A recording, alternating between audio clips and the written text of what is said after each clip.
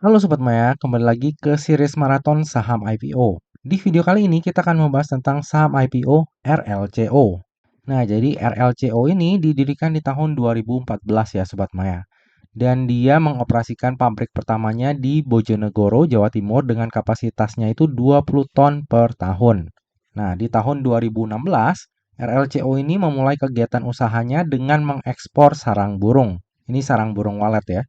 Lalu di tahun 2017 dan seterusnya kita bisa lihat di sini RRCO ini memiliki sertifikasi ya. Jadi dengan adanya sertifikasi ini mereka tuh bisa membuka akses ke pasar ekspor yang lebih besar dan luas lagi. Lalu di tahun 2025 RLCO ini mengakuisisi entitas anaknya ya, yaitu PT Real Food Winta Asia. Nah, harusnya kebanyakan dari kalian kenal nih produk dari Real Food ini. Nah, ini adalah beberapa produk dari RLCO Sobat Maya. Kalau Sobat Maya ingat, di bursanya kita itu ada satu pemain yang bergerak di bidang industrinya itu sarang burung walet juga Sobat Maya, yaitu NES. NES ini bedanya sama RLCO, kalau NES itu dia benar-benar ekspornya itu yang mentah Sobat Maya, bahan bakunya. Sementara untuk RLCO ini itu udah bentuknya olahan Sobat Maya. Jadi diolah. Ada yang udah kayak gini, jadi udah rapi lah, bukan yang sarang walet yang kering kayak gitu ya, tapi udah rapi, udah bentuk packaging kayak gini. Nah, bentuknya kayak gini. Ini beberapa brand dari RLCO ya. Lalu melalui anak usahanya juga dibikin jadi olahan ya. Ada Real Food Jelly, terus ada Fit with Real Food. Nah, ini nih biasanya sering dikasih kan.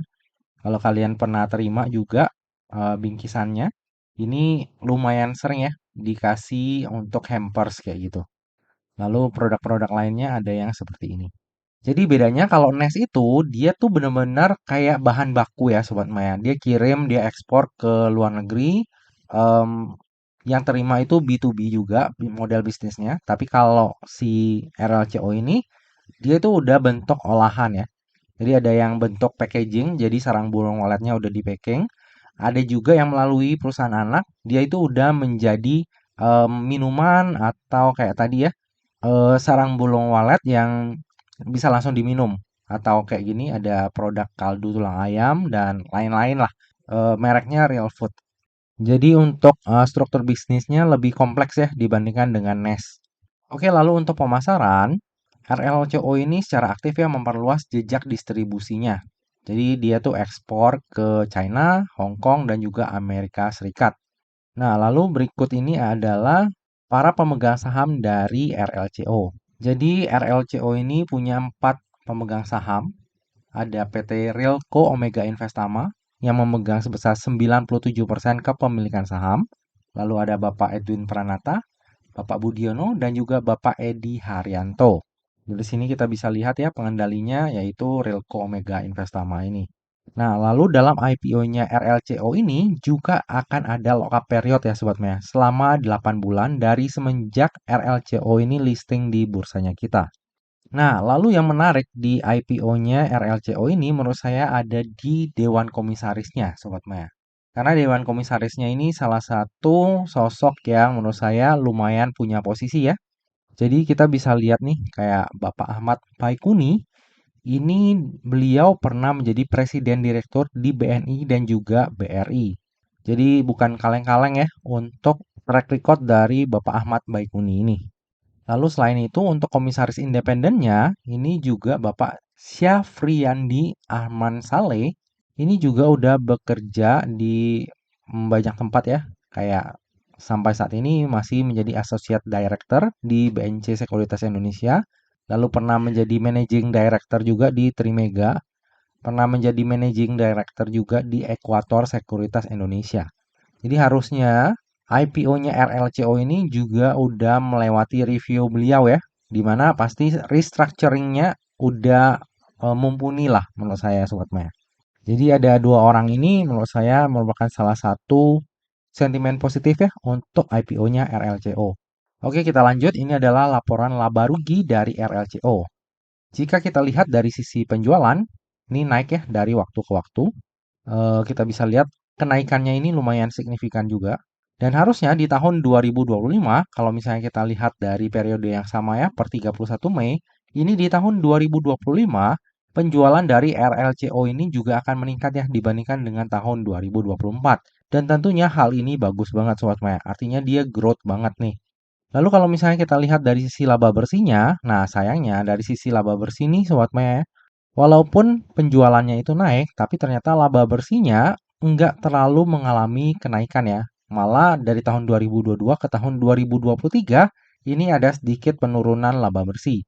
Baru mulai naik di tahun 2024, dan kayaknya di tahun 2025, laba bersihnya ini naik secara signifikan. Nah, kenaikan laba bersih di tahun 2025 ini diakibatkan beberapa hal, seperti beban pokok penjualan yang nggak sebesar di tahun 2024, lalu ada juga pendapatan lain-lain, sehingga mengakibatkan laba bersih di tahun 2025 ini naik secara signifikan. Cuma untuk laporan di tahun 2025 ini kan belum final ya Sobat Maya, baru per 31 Mei 2025, jadi kita belum tahu pasti nih. Tapi kalau misalnya kita lihat dari tahun 2022 ke tahun 2024, untuk net profit margin dari RLCO ini cenderung kecil ya Sobat Maya. Contohnya kayak gini, dia penjualannya 530 miliar, laba bersihnya itu cuma 9,6 miliar. Jadi net profit marginnya itu sekitar 2% Sobat Maya. Jadi kecil banget ya Sobat Maya. Cuma di tahun 2025 ini ada perbaikan dan kita nantikan nanti dia full year-nya berapa. Kalau misalnya dia bisa maintain aja di 5% ya contohnya untuk net profit margin-nya dan dia grow terus, menurut saya RLCO ini akan menjadi salah satu saham yang menarik ya untuk di-keep dalam jangka waktu panjang. Cuma ya kita harus melihat lagi ke depannya kayak gimana. Lalu ini adalah breakdown dari penjualannya RLCO. Kita bisa lihat penjualan ekspor itu yang mendominasi ya Sobat Maya. Jadi ya sekitar 90% lah penjualannya itu dari penjualan ekspor. Oke, lalu ini adalah pelanggan-pelanggan yang berkontribusi lebih dari 10% untuk RLCO. Jadi untuk listnya bisa Sobat Maya lihat di sini ya. Untuk TJ7 Incorporation ini dulunya itu dia beroperasi di Indonesia ya Sobat Maya. Terus akhirnya dia tuh sekarang udah mainnya di USA ya. Dan dia tuh ngambil porsi dari RLCO ini cukup besar ya sejak tahun 2024.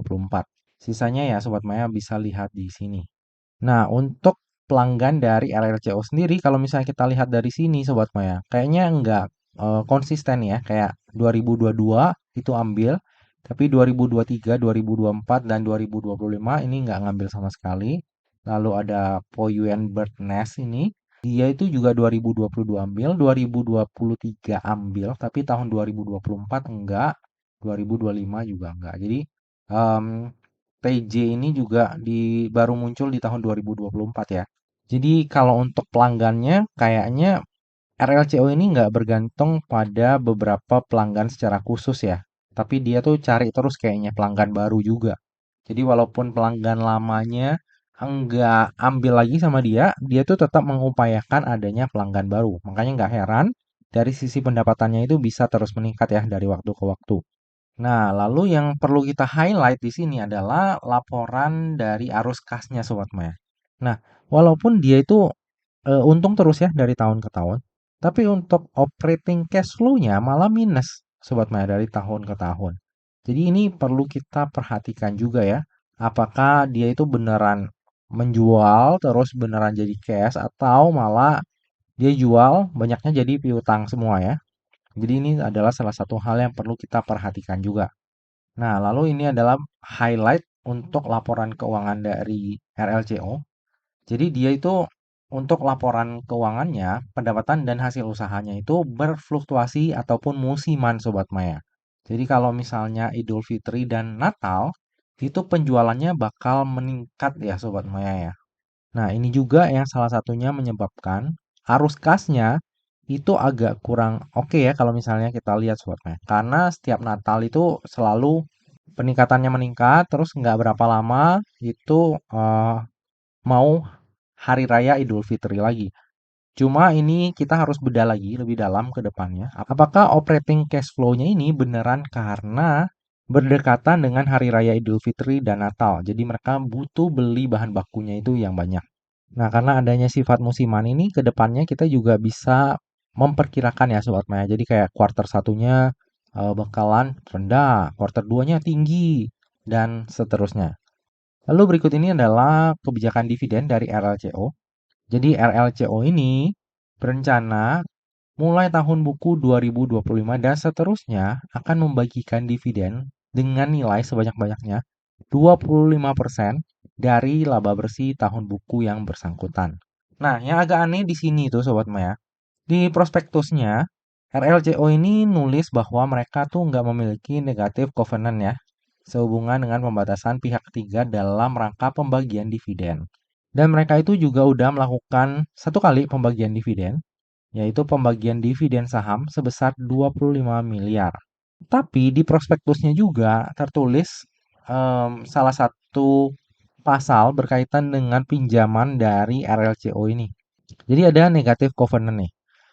RLCO ini kan pinjam uang ke BRI ya, jumlahnya cukup besar. Di klausulnya itu ada negatif covenantnya. Salah satunya adalah tidak diperkenankan untuk membagi keuntungan atau pembayaran cash dividend.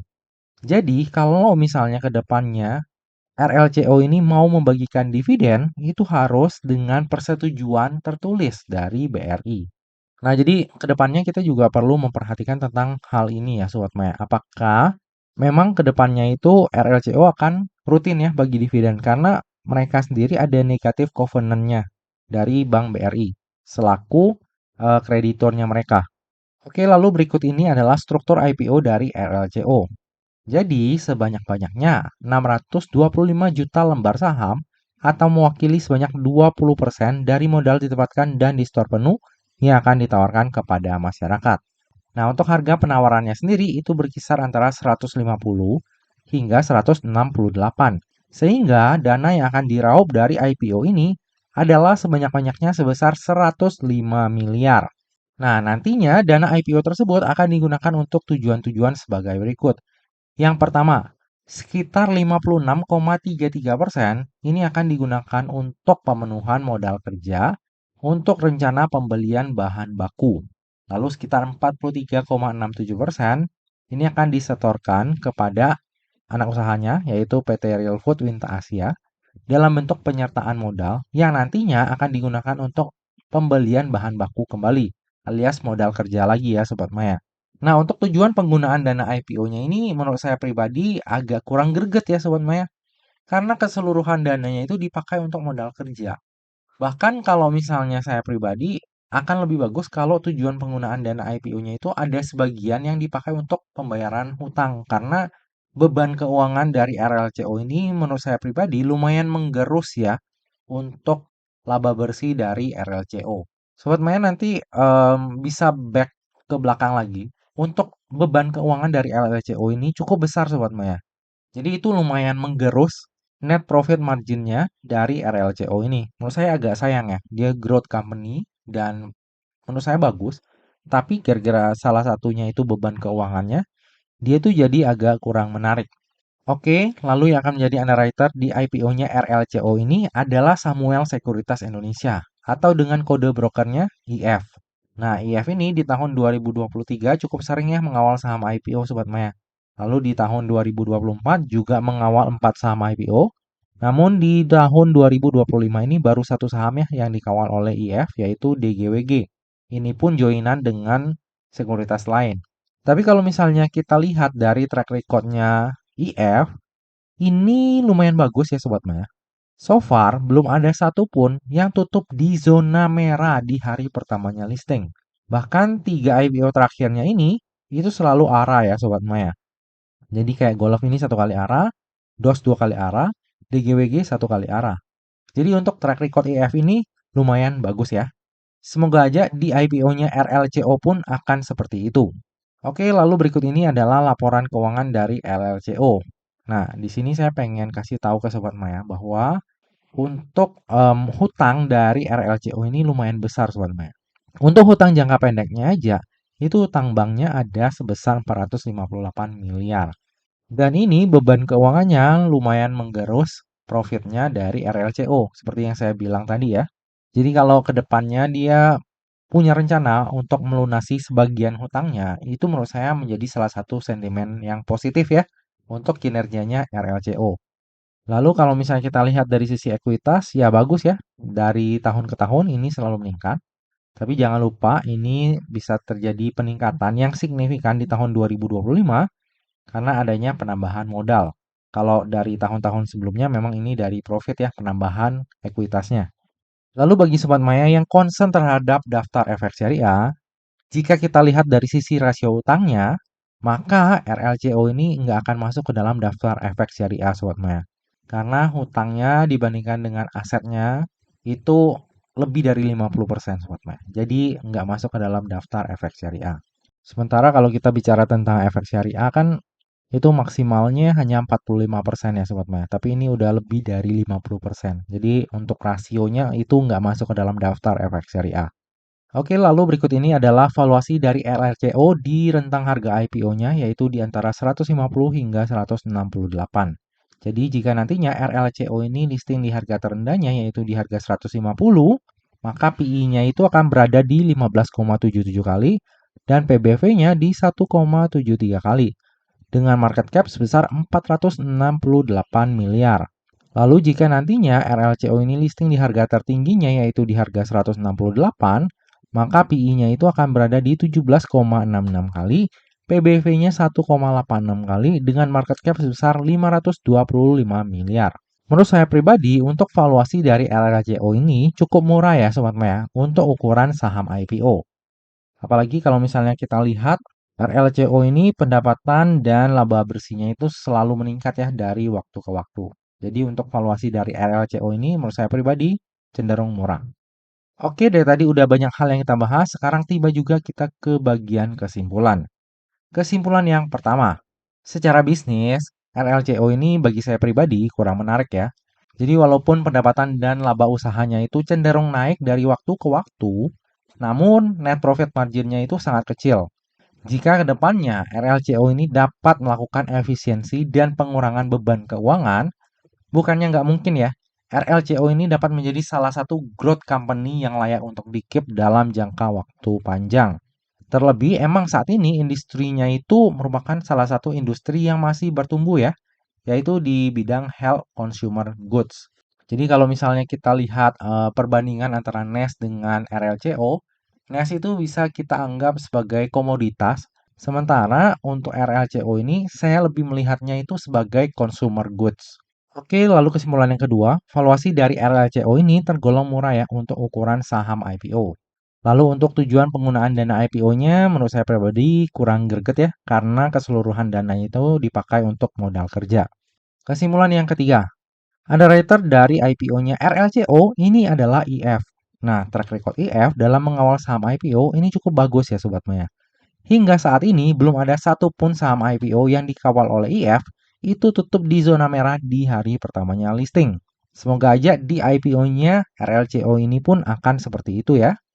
Kesimpulan yang terakhir, saya sendiri akan memanfaatkan momentum IPO ini untuk mendulang cuan. Jadi dari sisi bisnis menurut saya masih punya potensi walaupun kurang menarik. Lalu dari sisi pendapatan dan laba bersihnya juga selalu meningkat ya dari waktu ke waktu dan tentunya hal ini bagus. Lalu dari sisi valuasi ini masih tergolong murah dan untuk underwriter-nya menurut saya lumayan bagus ya yaitu IF. Makanya pada akhirnya saya mengambil kesimpulan untuk ikutan IPO-nya RLCO ini juga. Nah, seperti biasa ya Sobat Maya, yang namanya saham, terlebih saham IPO, itu nggak pernah luput dari yang namanya resiko. Jadi, bagi Sobat Maya yang mau melakukan order saham IPO RLCO, pastikan Sobat Maya melakukan order sesuai dengan resiko yang siap untuk Sobat Maya tanggung ya. Lebih lengkapnya saya order berapa, nanti saya akan update di tab community untuk Sobat Maya pengembangan dan juga utama. Nah Sobat Maya, demikianlah video review saham IPO RLCO. Semoga aja video ini dapat bermanfaat bagi Sobat Maya semuanya dan dapat menjadi bahan pertimbangan nih. Apakah nantinya Sobat Maya akan membeli saham RLCO atau enggak? Nah Sobat Maya, akhir kata jangan lupa untuk selalu jaga kesehatan, jangan lupa untuk selalu bahagia, dan semoga perjalanan investasi kita selalu cuan bareng-bareng ya. Sampai jumpa di video review saham IPO selanjutnya. Dah.